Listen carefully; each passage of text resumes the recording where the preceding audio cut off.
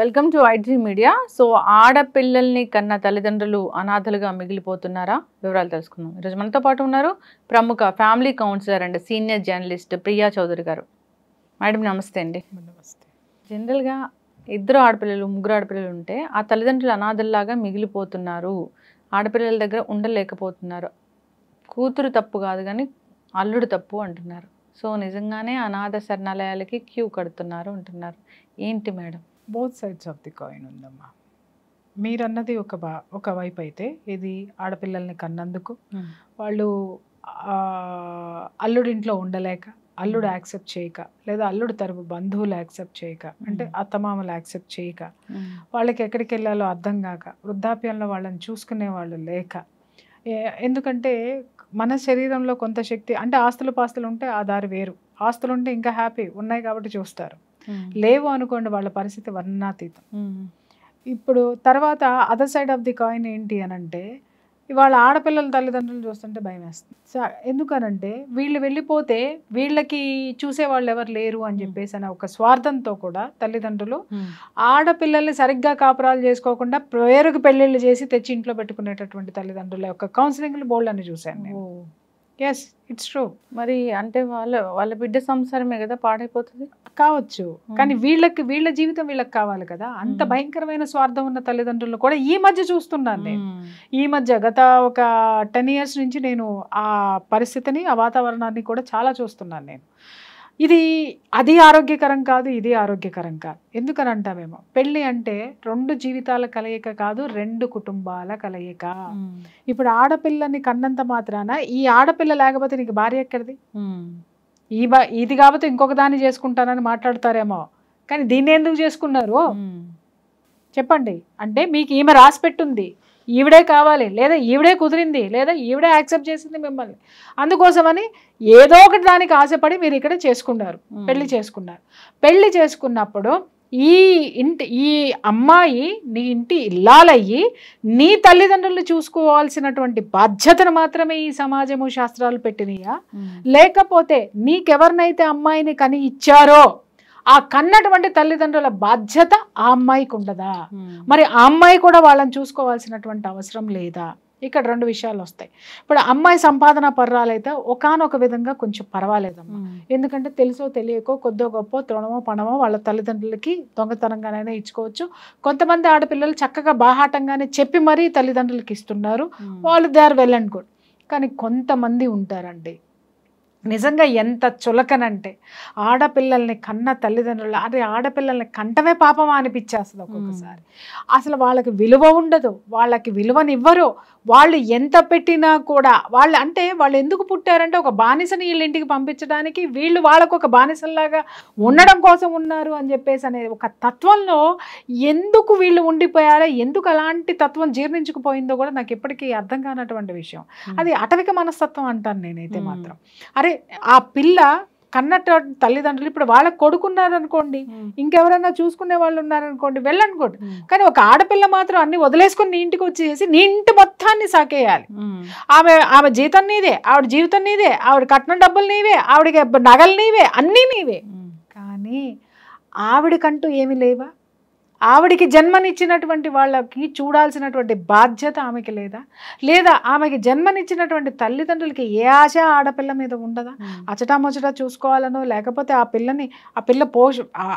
పిల్ల యొక్క నీడలో ఉండాలి అనేటటువంటి హక్కులు వాళ్ళకి ఎందుకు లేవో?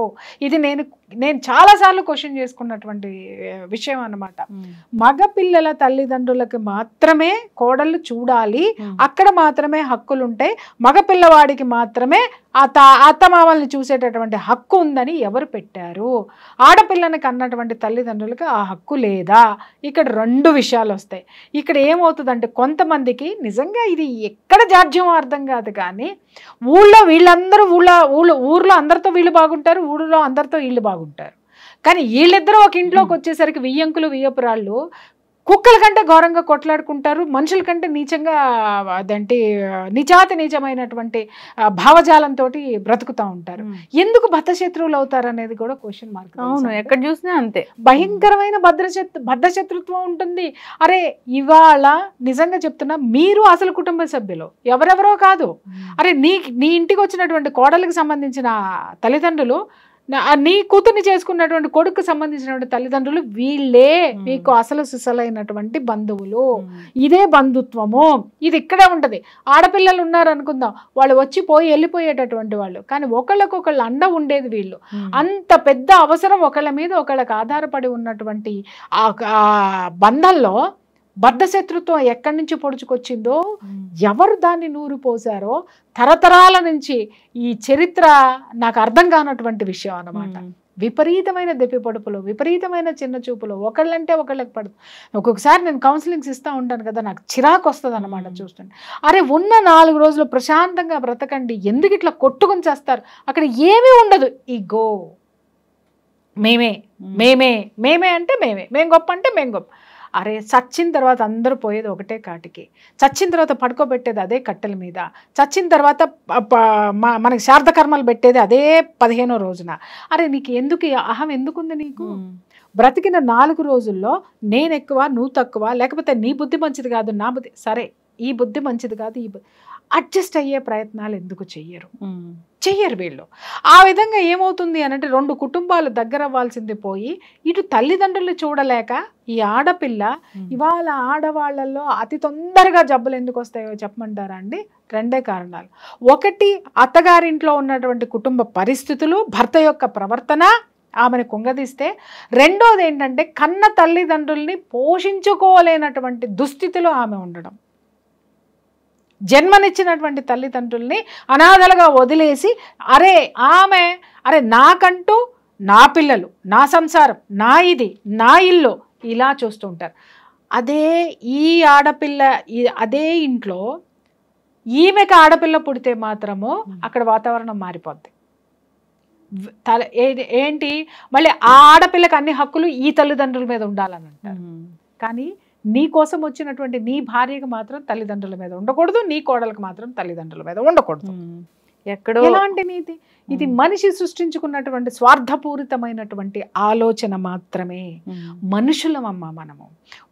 ఒక సంఘటితంగా మనం ఎందుకు బ్రతుకుతున్నాము అనంటే ఒకరికొకరు తోడుగా, ఒకరికొకరు నీడగా, ఒకరికొకరు అండగా ఉండడం కోసం.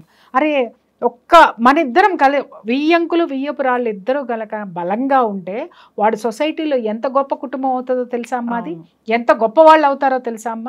అలాగే వాళ్ళకి ఎంత గౌరవం ఉంటుందో తెలుసా సమాజం మొత్తంలో? వాళ్ళ వృత్తిలో ఉంటది, సమాజంలో ఉంటది, ఎక్కడికి వెళ్ళినా ఆ క్రెడిట్ వేరే. ఆ సూత్రము ఇవాళ ఎవరికీ తెలియదా, లేకపోతే తెలిసినా పట్టించుకోరో నాకు అర్థం కానటువంటి విషయం. ఎప్పుడైనా కానీ నేను చెప్తున్నాను, మగపిల్లలకి యొక్క తల్లిదండ్రుల బాధ్యత మగపిల్లలకి ఎంత ఉందో ఆడపిల్లలకు కూడా వాళ్ళని కన్నా తల్లిదండ్రుల మీద అంతే బాధ్యత ఉంది. ఇది ఎవరు అవునన్నా కాదన్నా కూడా ఇది 100% వాస్తవం, న్యాయం కూడా. న్యాయం, ధర్మం. అది కాకుండా వాళ్ళని అలా వదిలేస్తే అదే పాపము, అదే ఉసురు రేపొద్దున నీ ఇంట్లో ఆడపిల్ల పుడితే రేపొద్దున ఇది నీ ఇంటికి వచ్చినటువంటి అల్లుడు నువ్వే అవుతాడు. చాలా వాడు ఎందుకంటే ఆ అల్లుడిని నువ్వు మాట్లాడడానికి కూడా వీల్లేదు. నా కూతురు నా ఇంటికి ఎందుకు పంపవానంటే నీ పెళ్ళాన్ని నువ్వు పంపావా? అరే మా అమ్మాయి నన్ను చూసుకోవాలి, లేదా కూతురు తల్లిదండ్రులు ఏదన్నా చూసిన ఏమన్నా అన్నా అరే నా కూతురు నాకు ఇచ్చింది నీకేంటి అని అడిగితే నీ అత్తమామల్ని నువ్వు చూసావా? ఇదే ప్రశ్నలు నువ్వు ఫేస్ చేయాల్సినటువంటి పరిస్థితి వస్తుంది ప్రతి ఒక్కళ్ళకి కూడా. ఆలోచించండి. ఏముందమ్మా, ఒక ముద్ద పెట్టి కట్టుకుంటానికి బట్టలు ఇచ్చి వాళ్ళ జీవితం వెళ్ళిపోవడానికి ఒక 10 రూపాయలు ఇస్తే నీ సొమ్ము ఏం పోతుంది? ఇప్పుడు ఎవరైతే కిడ్స్ ఉంటారో వాళ్ళు వాల్యూస్ తక్కువ వాల్యూస్తో పెరుగుతున్నారు అంటే అమ్మమ్మలు తాతమ్మలు ఇంట్లో ఉండి వాళ్ళకి గైడ్ చేయలేక ఎందుకు అనంటే ఇవాళ వాళ్ళకి మంచి చెడులు చెప్పేవాళ్ళు ఎవరు లేరు. ఎందుకంటే పేరెంట్స్కి తెలియదు కదా, వీళ్ళకి తెలిసిందంతా స్వార్థం. అంటే నాకు అత్తగారులు వద్దు అని ఈవిడ అనుకుంటది, ఆయన కూడా నాకు అత్తగారులు వద్దు, నా అమ్మా నాన్న ఇది కాదంది కాబట్టి దీని అమ్మా నాన్న నేను కాదంటాను అని చెప్పేసి కుక్కలు కొట్లాడుకున్నట్టు కొట్లాడేసేసుకుని మాకు అసలు ఎవరో వద్దనుకుని వీళ్ళిద్దరూ ఇంట్లో ఉంటే సమాజం ఏంటో వీళ్ళకి తెలియలేదు కాబట్టి వీళ్ళు ఇలా చచ్చారు. అలాగే వీళ్ళు ఇలా ఉండడం వల్ల ఈ జాడ్యాన్ని పిల్లలకు కూడా చెప్పటం వల్ల ఏమవుతుంది అని అంటే, పెద్దవాళ్ళు ఉండడం వల్ల ఏమవుతుంది అంటేనమ్మా, పిల్లలకి ప్రేమ దక్కుతుంది, ఓదార్పు దక్కుతుంది, బలం పెరుగుతుంది. ఇంకొక విషయం ఏంటంటే, మోటివేషన్ ఎవరో కాదు. ఒకప్పుడు నీకు నాకు మోటివేషను. ఇప్పుడు అమ్మ తిట్టినా, నాన్న అరిచినా, ఎవరన్నా అరిచినా మన దగ్గర తీసుకునేది ఎవరో, మన అమ్మమ్మో తాతయ్యో లేకపోతే నానమ్మో తాతయ్యో దగ్గర తీసుకునేవాళ్ళు. దగ్గరికి తీసుకొని మంచి మాటలు చెప్పేవాళ్ళు, లేకపోతే మన ముందు వాళ్ళని కోప్పడి తర్వాత తల్లిదండ్రుల యొక్క గొప్పతనం చెప్పేవాళ్ళు, తర్వాత మనకు కూడా బుద్ధి చెప్పేవాళ్ళు, నువ్వు అట్లా చేయకూడదమ్మా, అలా ఉండకూడదు.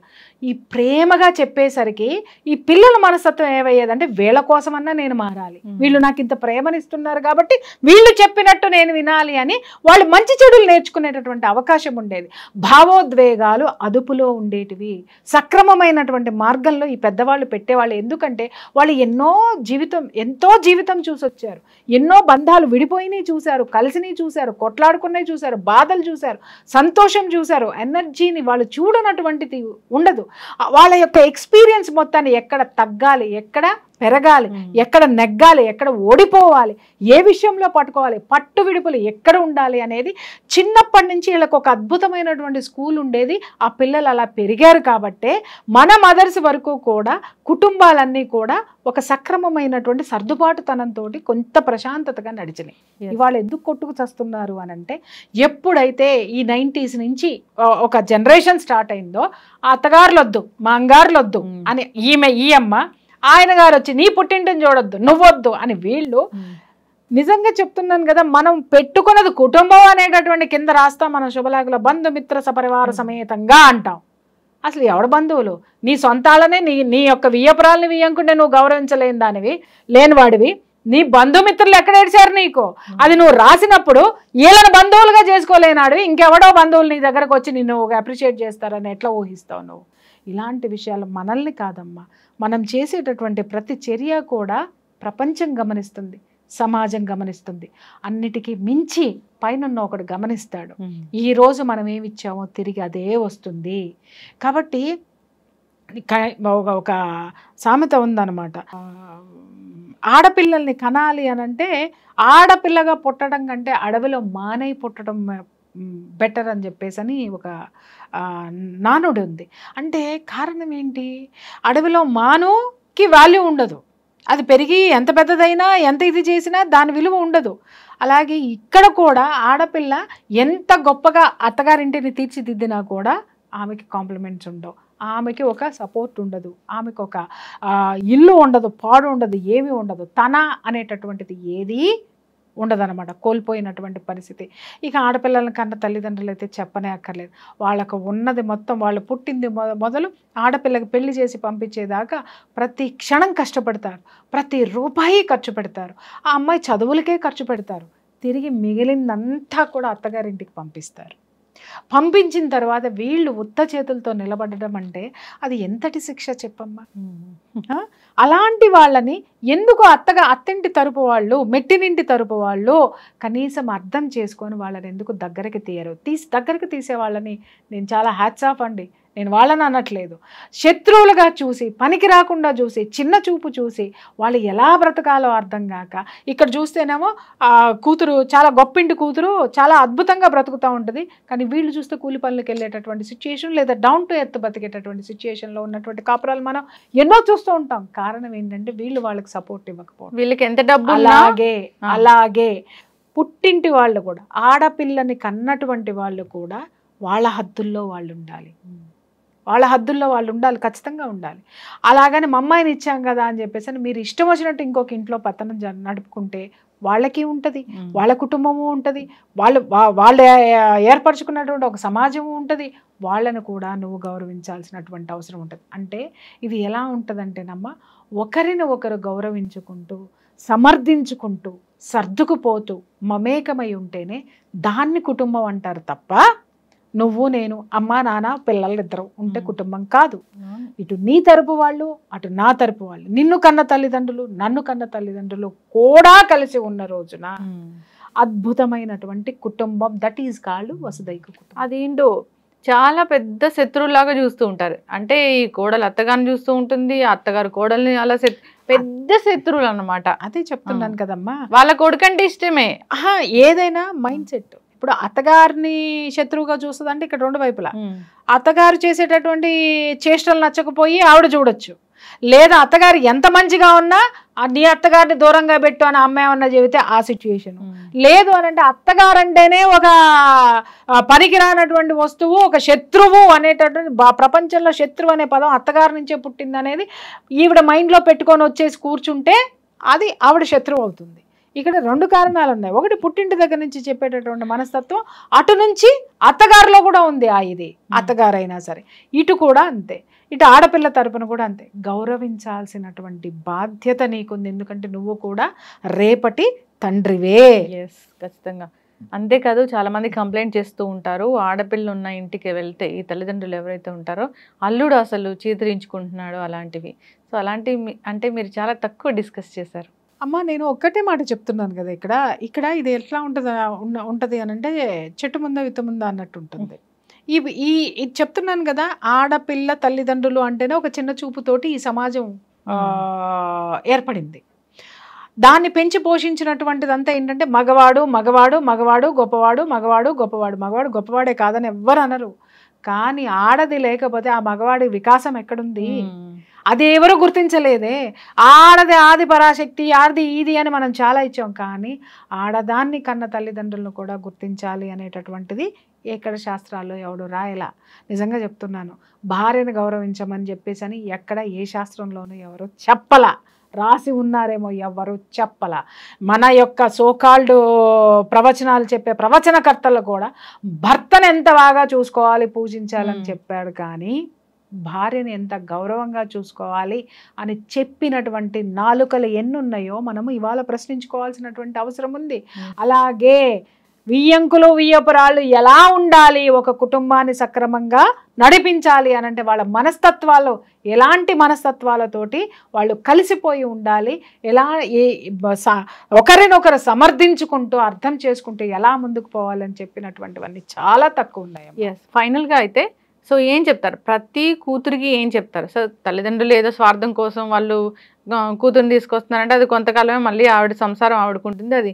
అది ఖండిస్తా. నేను అదే చెప్తున్నా, ఆడపిల్లని స్వార్థం కోసం భర్త నుంచి విడదీసి అత్తమామల ఇంట్లో తగులు పెట్టేటటువంటి తల్లిదండ్రులకి పనిష్మెంట్ ఇవ్వాల్సిందే. వాళ్ళు అసలు తల్లిదండ్రులుగా కూడా కన్సిడరే చేయకూడదు. ఇప్పుడు అలా కాకుండా వాళ్ళకు ఉన్నదంతా ఆడపిల్లకి పెట్టి గౌరవ మర్యాదలతో బ్రతికేటటువంటి వీళ్ళు ఎవరైతే ఉన్నారో వాళ్ళని చూసేటటువంటి హక్కు ఈ ఆడపిల్లకు ఉంది. ఆ హక్కును గౌరవించాల్సినటువంటి బాధ్యత ఈ మగపిల్ల, ఈ భర్తకి, భర్త యొక్క కుటుంబానికి కూడా ఉంది. నేను అదే చెప్తున్నా. ఈ తల్లిదండ్రుల బాధ్యత భర్తకి ఎంత ఉందో భార్య తరపున ఉన్నటువంటి తల్లిదండ్రుల బాధ్యత కూడా భార్యకు ఉంది. భార్య ఎలా గౌరవించాలి పెట్టింటిని మనం కోరుకుంటున్నామో భర్త కూడా భార్య పుట్టింటిని అంతే గౌరవించాలి. అలాగే ఇటు ఇద్దరు అత్తామామలు కూడా యువతలు ఒకళ్ళనొకళ్ళు గౌరవించుకునే తీరాలి. ఇది నేను స్పష్టంగా చెప్తున్నాను. ఎస్, ఖచ్చితంగా మ్యామ్, చాలా చక్కగా చెప్పారు. సో ప్రతి ఆడపిల్ల కూడా బాధ్యతగా ఉండాలి, ఆడపిల్లల తల్లిదండ్రులు కూడా బాధ్యతగా ఉండాలి. సో ఇది మ్యూచువల్ అండర్స్టాండింగ్ మీద వెళ్ళాలి. ఇది చాలా సెన్సిటివ్ మ్యాటర్ కాబట్టి సో ఒక మాట ఏదైనా అనుకుంటే దాన్ని ప్రొలాంగ్ చేసుకుంటూ వెళ్ళకూడదు. హెల్దీగా హ్యాపీగా ఉండాలని కోరుకుందాం, రిలేషన్ గట్టిగా ఉంచుకోవాలని కోరుకుందాం. చాలా చక్కటి ఇన్ఫర్మేషన్ అండి, ధన్యవాదాలు. Thank you.